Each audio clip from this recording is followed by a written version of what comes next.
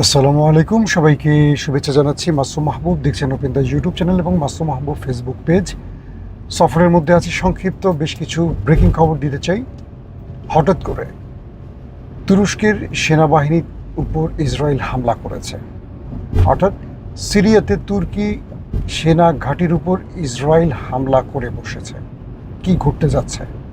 পাশাপাশি Donald Trump বলেছে ইরানের সাথে আর কোনো আলোচনা তাদের হবে না, আলোচনার দরজা বন্ধ। কিন্তু ইরানের আব্বাস আরাকচি বলছে মার্কিন যুক্তরাষ্ট্র এখনো তলে তলে ইরানের সাথে আলোচনার জন্য অনুনয় বিনিময় করে যাচ্ছে, কিন্তু ইরান আমেরিকাকে পাত্তা দিচ্ছে না। পাশাপাশি ইসরায়েল নতুন করে আরেকটি মিশনে নামতে চায়, সেই মিশনটি হলো ইরান নয়, তুরস্ক। কি করতে পারে তুরস্ক নিয়ে ইসরায়েল? দর্শক, বেশ কয়েকটা গুরুত্বপূর্ণ খবর আমরা এখন আপনাদেরকে সংক্ষিপ্ত ভাষণে দেওয়ার চেষ্টা করছি। প্রথমে মার্কিন প্রেসিডেন্ট ডোনাল্ড ট্রাম্প বলেছেন যে ইরানের সঙ্গে কোনো আলোচনা হচ্ছে না বা হওয়ার কোনো কথা নেই বা সুযোগ নেই। তবে তিনি এও দাবি করছেন যে মার্কিন নৌ অবরোধ পুরোদমে বলবৎ রয়েছে এবং হরমুজ প্রণালী থেকে মাইন অপসারণ করা হয়েছে। আমেরিকা বলছে কোনো আলোচনা হচ্ছে না, আলোচনার সুযোগ নেই। তবে তারা এখনও নেভাল ব্লকেট হরমুজ প্রণালীর সামনে বলবৎ রেখেছে। পাশাপাশি ইরান যে মাইন পুঁতে রেখেছে সেগুলো তারা তুলে বা সেখান থেকে সে মাইনগুলোকে তারা উদ্ধার করছে বা মাইনগুলোকে ধ্বংস করছে। দর্শক, পাশাপাশি ইরানের পররাষ্ট্রমন্ত্রী আব্বাস আরাকচি বলেছেন তেহরানকে আত্মসমর্পণে বাধ্য করতে ব্যর্থ হওয়ার পর যুক্তরাষ্ট্র এখন ইরানের শর্ত নিয়ে আলোচনার জন্য অনুরোধ করছে। অর্থাৎ ইরানকে আমেরিকার কাছে আত্মসমর্পণে বাধ্য করতে ব্যর্থ হয়েছে কে? আমেরিকা। এখন তারা ইরানের সাথে নতুন করে আলোচনার জন্য বা ইরানের শর্ত মেনে নেওয়ার যে আলোচনা, সেটার জন্য ইরানকে গোপনে অনুরোধ করছে। পাশাপাশি সংযুক্ত আরব আমিরাত প্রতিরক্ষা মন্ত্রণালয় জানিয়েছে যে ইরান সামুদ্রিক যান চলাচল লক্ষ্য করে 2টি ব্যালিস্টিক ক্ষেপণাস্ত্র নিক্ষেপ করেছে, যার মধ্যে একটি সংযুক্ত আরব আমিরাতের জলসীমা এবং অন্যটি এর বাইরে সমুদ্রে পতিত হয়েছে।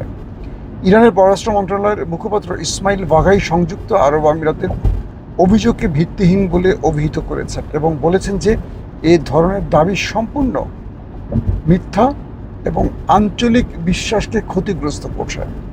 পাশাপাশি আরব আমিরাত ইরানের সাথে তাদের বাণিজ্যিক সম্পর্ক আপাতত বন্ধ করে দিয়েছে। অর্থাৎ ইরানের সাথে আরব আমিরাতের যে বাণিজ্যিক সম্পর্কটা ছিল সেটাকে এই হামলার কারণে আরব আমিরাত স্থগিত করেছে।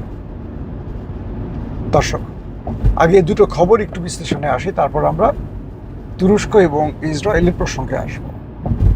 মার্কিন যুক্তরাষ্ট্র মাঝখান থেকে খুব বড় গলায় বলেছিল যে তারা ইরানের সাথে আলোচনা করে যাচ্ছে। পৃথিবীর কয়েকটি মধ্যস্থতাকারী রাষ্ট্র এই আলোচনা করছে যাতে করে এই অঞ্চলে শান্তি তৈরি হয়। সেই ট্রাম্প বলছেন যে ইরানের সাথে তাদের আর কোনো আলোচনা হচ্ছে না। আবার যেই ট্রাম্প কদিন আগে আবারও বলেছিলেন আলোচনা ফলপ্রসূ হচ্ছে শীঘ্রই, সংকট কেটে যাবে, হরমুজ প্রণালী ওপেন করা হবে, আবার সেই ট্রাম্প বলছেন আলোচনার কোনো সুযোগই নেই। একজন প্রেসিডেন্ট প্রতিদিন নতুন নতুন নিজের বক্তব্যগুলো দিচ্ছেন, এর কারণটা কি আসলে? এর কারণটা হলো ট্রাম্প ইরানকে বাধ্য করতে পারছেন না তার শর্ত মানতে, বরং ইরান ট্রাম্পকে বাধ্য করছে তার শর্ত মানতে। যখন ট্রাম্প দেখছেন যে তিনি ব্যর্থ হচ্ছেন ইরানের কাছে, তখন মুখ দিয়ে তার বিজয়টাকে বাঁচিয়ে রাখার চেষ্টা করছেন। সহজ বাক্যে হলো ট্রাম্প বুঝতে পারছেন যে ইরান তাকে আর শুনবে না, মানবে না। তখন তিনি নিজের বিজয়টা ধরে রাখার জন্য ইরানের নিচে শুয়ে বলছে এবার কেমন লাগে দেখ, এবার কেমন লাগে দেখ। মানে দুজন ব্যক্তি মারামারি করছে, তো একজন ব্যক্তি তার শক্তিতে উপরে উঠে গেছে, নিচের ব্যক্তিকে মারছে।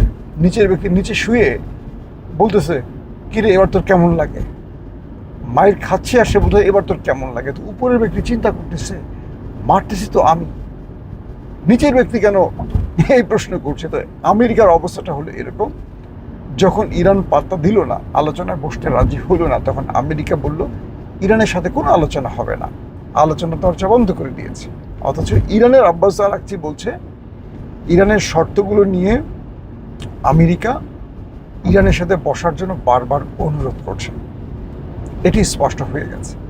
দর্শক, আসছি এবার দ্বিতীয় যে খবরটি, সেটি হলো সিরিয়াতে তুরস্কের ঘাঁটিকে লক্ষ্য করে অ্যাটাক চালিয়েছে ইসরায়েল। এখানে দু ধরনের খবর আসছে। কিছু গণমাধ্যম বলছে যে এখানে তুরস্কের যে সামরিক ঘাঁটি রয়েছে সিরিয়াতে, সেই ঘাঁটিতে হামলা হয়েছে এবং সেখানকার ঘাঁটির বেশ কিছু স্থাপনা ক্ষতিগ্রস্ত হয়েছে, তবে তুরস্কের কোনো সেনা সদস্য প্রাণ হারায়নি। আবার তুরস্কের গণমাধ্যম বলছে তুরস্ক মানে ইদলিব, সিরিয়ার ইদলিব প্রদেশের আবু আল দুহুর সামরিক বিমান ঘাঁটিতে ইসরায়েলি বিমান হামলা হয়েছে এবং এটা তুরস্ক কঠোরভাবে নিন্দা জানিয়েছে। তারা বলছে ইসরায়েলের সিরিয়ার অবকাঠামো ও সক্ষমতাকে লক্ষ্য করে হামলা চালিয়ে যাচ্ছে, যেটি কোনোভাবে আন্তর্জাতিক আইন সিদ্ধ নয়। এটা কে বলছে? তুরস্ক। তাদের আনাদুলু এজেন্সি বলছে আল দহুর যেই সামরিক ঘাঁটিটি আছে ইদলিবে, সেখানে ইসরায়েল হামলা করেছে। তবে মধ্যপ্রাচ্যের কিছু গণমাধ্যম বলছে যে সেখানে তুরস্কের একটা সামরিক ঘাঁটি ছিল, সেই ঘাঁটিটা ক্ষতিগ্রস্ত হয়েছে। আসলে তাহলে ইরানের সাথে লড়তে গিয়ে যে ইসরায়েল বেগ পেল বা ইরানের ধোলাই খেয়ে অবশেষে যুদ্ধ থেকে কেটে পড়ল, সেই ইসরায়েল এখন তুরস্কের মতো একটা সাহসী, শক্তিশালী, আধুনিক প্রযুক্তির সামরিক অস্ত্রের মালিক বা একটা শক্তিশালী সামরিক বাহিনীর দেশ তুরস্কের সাথে লড়তে আসছে কেন? এখানে দুটো ঘটনা আছে পর্দার অন্তরালে। একটা হলো তুরস্ক সিরিয়াতে আরও শক্তিশালী সামরিক ঘাঁটি প্রতিষ্ঠা করতে চায়। তাহলে সেক্ষেত্রে তুরস্ককে এই সামরিক ঘাঁটি তৈরিতে একটা ন্যারেটিভ তৈরি করতে হবে। সেই ন্যারেটিভটা কি হতে পারে?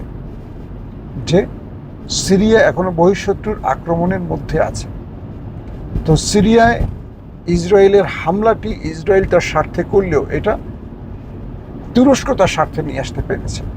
অর্থাৎ তুরস্ক এখন সিরিয়াতে আরও বড় শক্তিশালী ঘাঁটি প্রতিষ্ঠা করবে এবং আরও আধুনিক অস্ত্র আনবে এবং বিশ্ব সম্প্রদায়কে এটুকু বোঝাবে যে ইসরায়েল এই অঞ্চলে আবারও সন্ত্রাসী কর্মকাণ্ড করছে।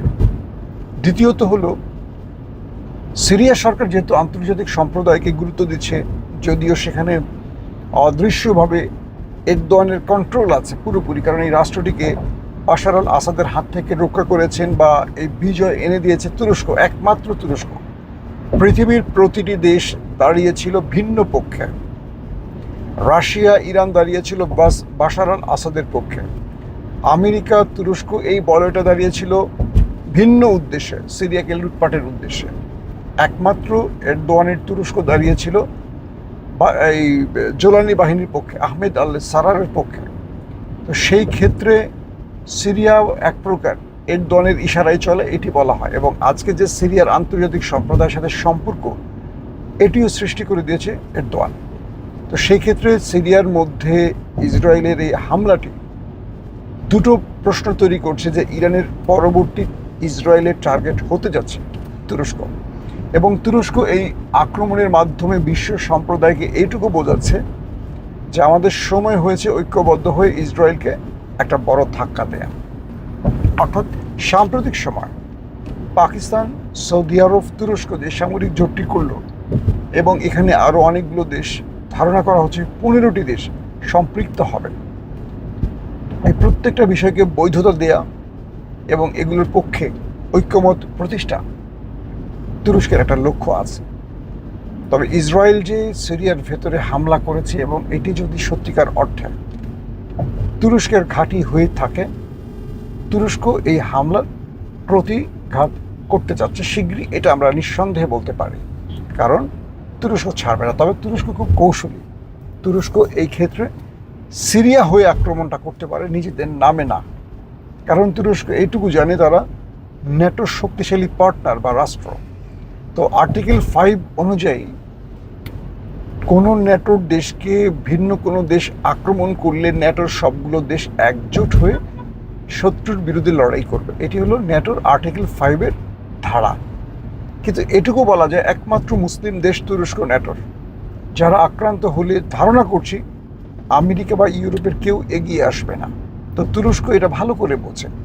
তাই তুরস্ক যদি এই মুহূর্তে সিরিয়ার সাথে ইসরায়েলের সাথে লড়াইতে জড়িয়ে যায়, আমেরিকার কারণেই হয়তো অনেক দেশ তুরস্কের পাশে দাঁড়াবে না। যদিও ন্যাটোর দেশ নয় ইসরায়েল, কিন্তু ন্যাটোর দেশ তুরস্ক হওয়ার পরও তুরস্ক এখানে সাপোর্ট পাবে না, এটি তুরস্ক বোঝে। তাই তুরস্ক এখানে খুব টেকনিক্যালি বা খুব কী বলবো হিকমতের সাথে কিছু কাজ করছে। এখন দেখার পালা নেতানিয়াহু আসন্ন নির্বাচনে পরাজয় ঠেকাতে যুদ্ধটাকে আরও দীর্ঘ করে কোনো রকম এখান থেকে বাঁচার সুযোগ পান কিনা, এবং ইরানের পরবর্তী তুরস্ককে যুদ্ধে টেনে আনার যে চেষ্টাটা রয়েছে নেতানিয়াহুর, এটা সফল হন কিনা। মনে রাখতে হবে নেতানিয়াহু আরেকটা ফ্রন্টের যুদ্ধ চান তার ক্ষমতায় বসে থাকার জন্য। আর এরদোয়ানের মতো একজন ডাকসাইটে বুদ্ধিমান প্রজ্ঞাবান পলিটিশিয়ান নেতানিয়াহুকে সেই সুযোগটি দেবেন কি দেবেন না, সেটা হয়তো সময়ের আলোকে আমরা বুঝতে পারবো। দর্শক, হরমুজ প্রণালী এখনও ইরানের পুরোপুরি কন্ট্রোলে আছে। এখানে কোনোভাবেই আমেরিকা সুযোগ নিতে পারছে না বা তার নেভাল ব্লকেট সফল হচ্ছে না। আর এটি হলো মার্কিন প্রেসিডেন্টের পরাজয়ের মূল কারণ। তাই তিনি এখনও নেপথ্যে ইরানের সাথে আলোচনার জন্য প্রস্তাব বিভিন্ন রাষ্ট্রের মাধ্যমে পাঠাচ্ছেন, আর সেটা ইরান ফ্লাশ করে দিয়েছে। এই ছিল আজকের ব্রেকিং সংবাদ। নেক্সট ভিডিওতে আপনাদেরকে আরও গুরুত্বপূর্ণ খবর পৌঁছে দেওয়ার চেষ্টা করব। সেই পর্যন্ত প্রত্যেকে ভালো থাকবেন। আল্লাহ হাফেজ।